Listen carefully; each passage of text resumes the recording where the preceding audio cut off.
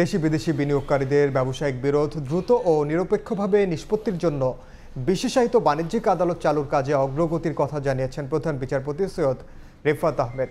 দুপুরে চট্টগ্রামের hotel Radisson ব্লুতে supreme court ও UNDP আয়োজিত সেমিনারে কথা বলেন তিনি।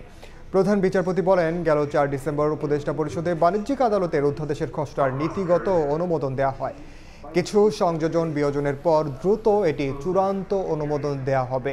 এতে উদ্যোক্তা ও বিনিয়োগকারীদের মধ্যে আস্থার সংকট দূর হবে, সম্প্রসারিত হবে বিদেশি বিনিয়োগ, অভ্যন্তরীণ ব্যবসা এবং আন্তর্জাতিক বাণিজ্যিক সম্পর্ক।